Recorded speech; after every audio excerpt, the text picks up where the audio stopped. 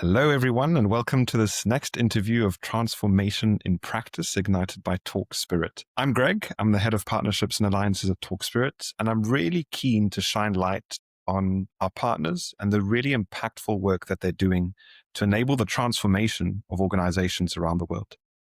Today, I've got the pleasure of hosting Frank Klinkhammer, who's the founder and CEO of Out of This World, based out of Switzerland and Germany. So, Frank, who is Frank Klinkhammer? And what is Out of This World? Yeah, so Frank is me, and I've been around on this world for quite some time. I'm actually a trained chemist, so I have a PhD in physical chemistry.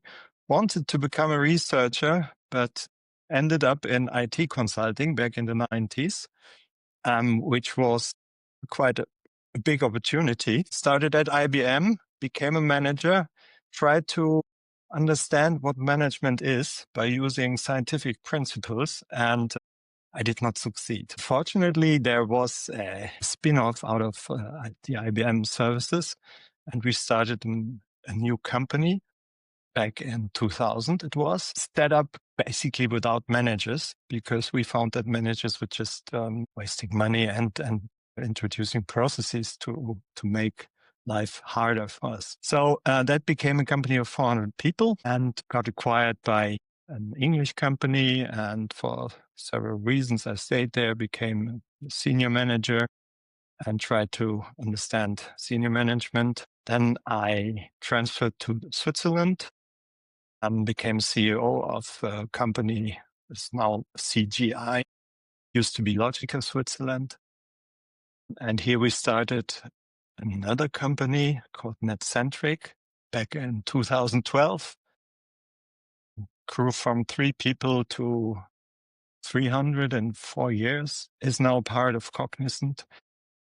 What's to me most important is that in 2013 or 14, I don't remember exactly, we came up with a strange idea that we would organize ourselves in circles, because we were just growing too fast and we couldn't think of ourselves being a traditional organization. So we became the first bigger holacracy implementation outside of the United States. Those of you who remember Zappos back in the days, they were the lighthouse, and we were just fools trying to do it. It was an interesting, as you say, experience, but it was really hard, to be honest. But after 1.5 years, I think we were quite good at it. Some of our clients approached us, what are you doing there? And from that started a new business, which then was called Out of This World.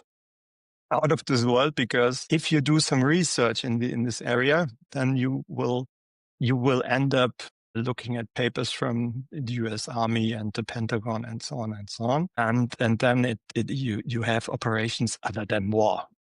And that was just some coincidence. And then Out of This World came because everybody told me, you're crazy to do this, because such a nice company going, and then you start something new. But I found that it's worth it, because we will probably touch on that later, what makes us special. And one of the things that makes us special is that we can live our purpose now. So we have no pressure at all to grow any business or anything on our company. So the usual thing that consultants do, we don't do that. So our only purpose is to help the people to find a way how they can work better. That's it. And that's basically the beginning of OOTW. Melanie, my colleague in Germany, and I, we started in 2017, I believe. And since that time, we've probably done 60 projects or something like that. Brilliant. Well, thank you very much. And I think it's an impressive journey. It's impressive and also very beautiful now that you're in this space of just helping people to work better. With us spending almost 1/3 of our lives working, it's important. And so I guess next question in that is what are some of the key challenges that you see organizations facing today, like the biggest pain points, and what also ignites you in solving those? Yeah, I think that the pain points are manifold, and you almost feel like it's what kind of which pain point is fashionable this year. At the end of the day, it's both an opportunity and a challenge. What we are facing. By we, I mean not just the organizations, but we as humankind, of course. And as you said, we spend so much time working, so why don't make the best out of that time, right? I think the main theme is technology. Technology enables us to do things, but technology also puts a lot of pressure on us to do things. And that is the big challenge for organization to prioritize. And it seems like things are going faster and faster and faster. And the truth is, it is the truth. It just doesn't only seem like that, but things change much, much, much faster. Then you have the trend that people are getting older and older, thank God, dropping out of the workforce. Not enough young people coming. And then we have AI, the elephant in the room. How will AI change things? So talking about the consulting business, it tremendously changes how life works. The whole business model is under scrutiny now. Mm-hmm. On the other hand, it can be a really big opportunity to work less or to work better. And I think that is where organizations and companies are currently looking for some sort of guidance. And that is not to mention all the politics and stuff that are currently not giving anything of a reliable framework to make decisions. It's more fragile than ever. Well, thank you. And within this complexity, I guess, of rapid technological advances, declining sort of working population, or at least populations getting a bit older, yet less young people entering the market, how are you helping organizations to transform? How are you helping them to improve, to work better? Yeah, well, I think if I use one word, then it's enabling them to work differently. It is really hard to talk about these things without using buzzwords, change, transformation, and so on and so on. Nevertheless, I have to do it. Prefer to talk about transformation and not about change, because to me, change project is what we did 20 years ago, where we defined where to go, and then we did everything, and then we ended up where, surprise, surprise, we planned to end up. Transformation to me is something that is just continuously happening. It's like traveling without stopping, right? And therefore we must enable the people to travel and to travel good. And in terms of how do we do this? What's our philosophy? I think our philosophy is a lot about co-creation. So helping the customer to transform themselves.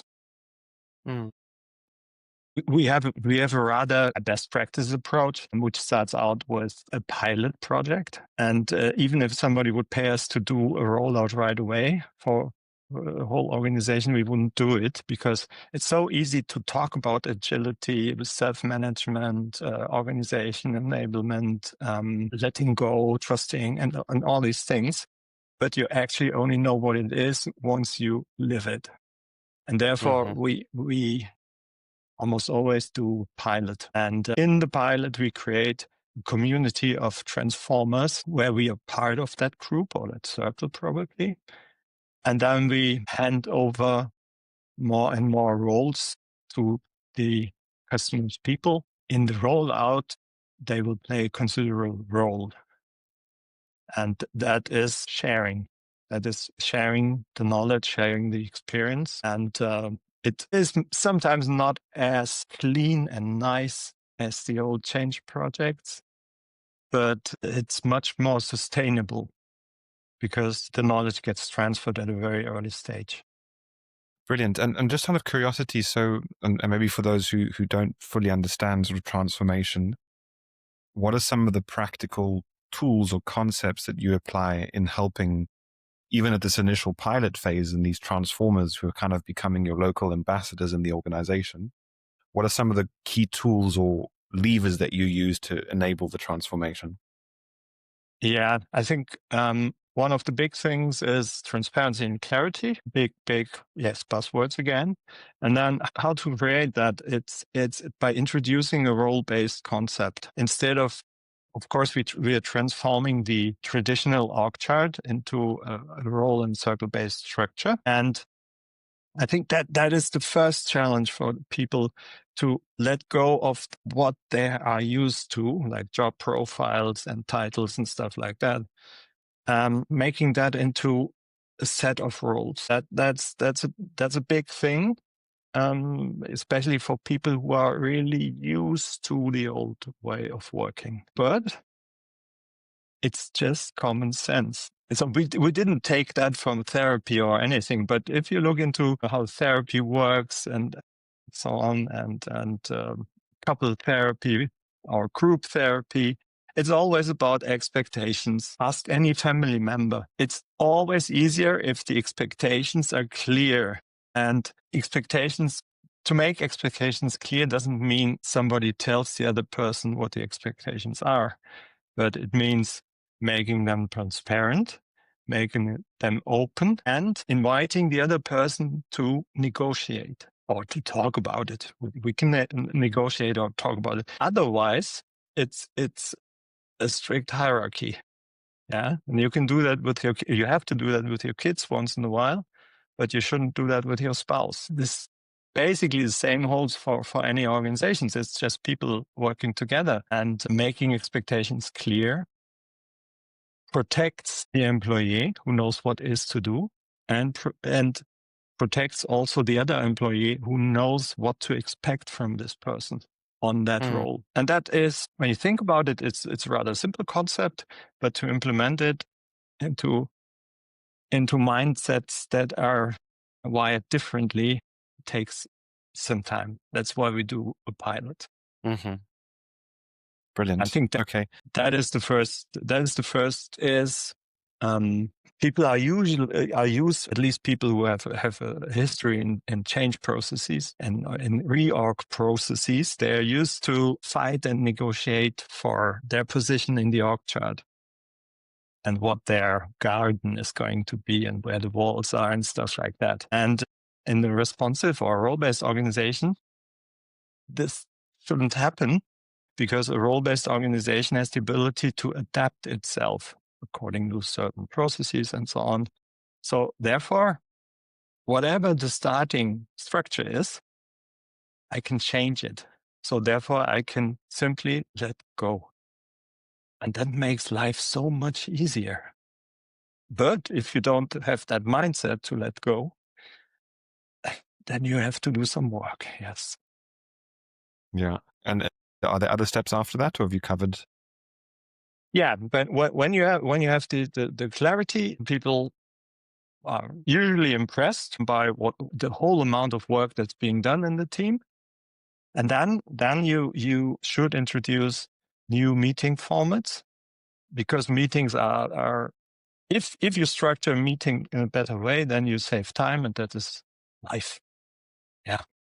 So that's basically the next step, that you use the clarity that you have in role to coordinate the work that has to be done. That is the next step. Usually you have excitement, we're saving time, but things are not getting nicer, which is obviously the case, because certain things are just getting transparent. Like, you don't have more people in the team. You have all this work, and instead of one person having too much work, now this is a shared problem.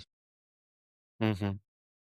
But that is the base step to prioritize, because we all see that in traditional organizations. More and more work comes in, and yeah, it's exciting. We work overtime. We do this and this and this and this, and then there's an end to everything. And I think we shouldn't work like that, because we have responsibilities for our employees, for the people who work there, for our colleagues, and we must protect ourselves, and we must protect the other people.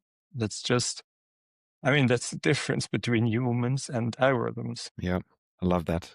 The difference between humans and algorithms. I think you touched upon this briefly. You spoke about the mindset of letting go. But what Yeah. are the biggest mindset shifts that you think are required to support this type of transformation?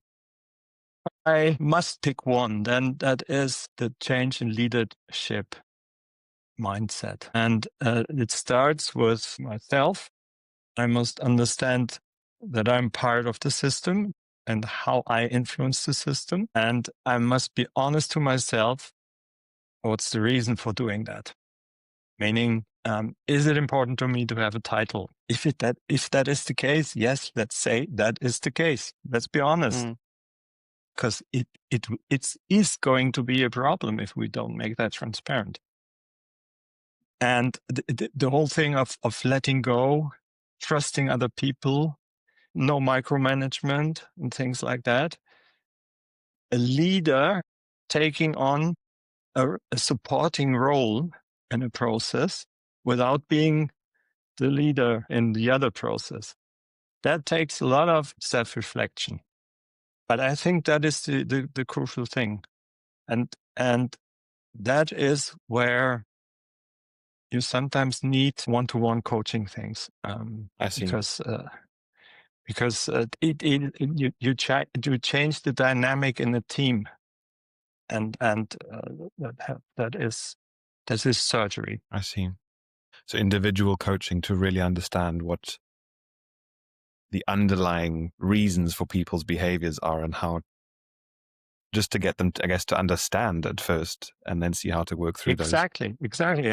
Imagine your traditional leader deciding to do such a pilot. Then he or she might be in the steering committee looking at the thing and getting the traditional progress reports. How much better would that be if he or she would be part of the pilot and have a safe space to reflect on what she observes and which changes or which things work and don't work for themselves. Because I mean, at the end of the day, we must be very honest. One of the things the company must do is be successful. So they must earn money. Otherwise, they cannot pay the salaries, right? And whenever you do a new form of working, it's not going to be all sunny days. And if things get rough, your former leader is going to be the person responsible for certain things. And we must reflect that. And I believe that you have to do that with a lot of experience in how business really works, right? So I think what we offer out of this world is a large amount of business experience. So like being able to do interims management, basically. Yeah. Because that then makes the difference for the leadership team. You're able to lead by example from within. Yes. And if you've been in the same situation before, it's probably easier to have that conversation. Beautiful. We started this whole conversation talking about technology and the threats that it has and also the opportunities that it's bringing. So what role do you see technology playing in anchoring the new behaviors that are required for new ways of working? Yeah. I remember back in the old days when we did SAP projects, the saying was, okay, if they don't want to change, then we change the SAP process so that there is only one way to do that. Right? That used to work, but I think that was quite frustrating for some of the users. So nevertheless, I mean, we are in a completely different situation because the users or the people in the organizations, they have so much access to technology that is, let's use it. I mean, let them use their technology and be open. Let them talk about that. I mean, AI is a really big thing there. A lot of companies will take forever before they will allow the use of AI, and people will use their private accounts and everything and so on and so on and so on. I think it's a big challenge for the IT departments because not a lot has changed there. They are under big pressure to provide services at lower costs every year. So they are always in with standard solutions and so on and so on and so on. Talking about responsive organizations or role-based organizations, Microsoft Teams is not the perfect setup to do these things, because the concept of role-based organization is not part of a Microsoft Teams installation. So I think, coming back to your question, what role? I think you must be very open in terms of technology, and you must be willing to experiment with certain solutions. I think you need a multi-vendor strategy. Teams must be able to use tools that they like and that let them change the way they work. Mm-hmm. Usually the people who do the work know what they want. Yeah, because it's like any handyman. They buy their own hammer. Mm-hmm. Yeah. I love that. Also allowing the freedom of choosing the tools that they need to do things the way they want. And so if it's not confidential, do you have a story to share? A moment that brings us all together, that makes it real, or a pattern you've seen with resonance in it? Yeah. Yeah, many, and no confidentiality issues because no names. I think the most rewarding patterns to observe is when somebody comes into the first session and it's so clear that he or she thinks this is a lot of modern rubbish.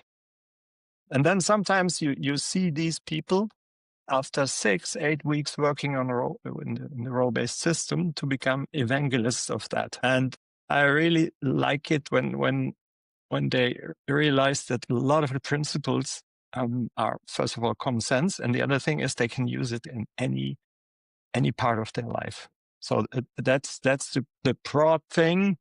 Then you have C telling us, you've given me so many hours or days per year, because we have the different meeting structures.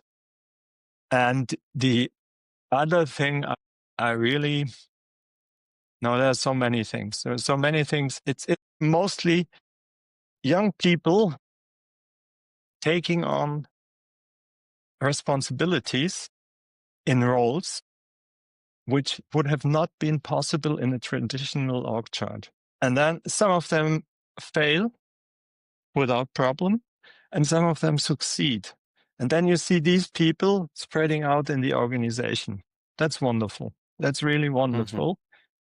Mm-hmm. And I think that's just the thing that gives me the best kick. Beautiful.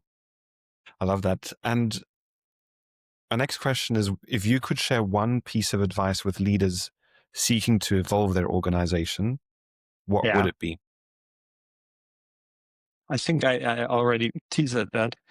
Do a pilot. Be part of this pilot and be committed. And if you don't understand everything, reflect on it and use the opportunity to reflect on yourself. And then, because you are a very big part of the dynamics of any group, you as a leader. And therefore, this transformation is something that must be done properly, that cannot be kept in the basement, but by committing to it, you can really make a big difference. Beautiful. I love that.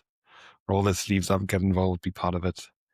And my last question for you is what questions are you still holding? I mean, with all the experience that you've had with, you mentioned 60 plus projects with Out of This World. What are some of the things you're still questioning, that you're wondering about in this space or more broadly? Besides the question how management works, but I think if I must name one question, then it is the question, how will we be able to work together with AI? I believe that a role-based system is a very good starting point, because any role can be filled by a team, by an organization, by a human being, but also by an algorithm. And having clear expectations is basically prompting. And I think, that is the big thing that keeps me awake. And I want to see the first organization that is being run by AI and human beings. That is, and there are studies about that already out there. U.S. Army once again, and I think, there a lot of people are scared, but I think it is such a big opportunity. It would be just stupid to miss it. So therefore, let's prepare the working world for AI by introducing role-based organizations everywhere. Well, thank you so much for your time. And it's been a huge pleasure. And I look forward to continued collaboration together. Okay, thank you.